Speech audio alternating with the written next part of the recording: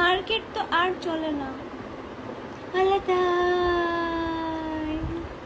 আমি তো জানতামই না। তুমি কেমনে জানলা?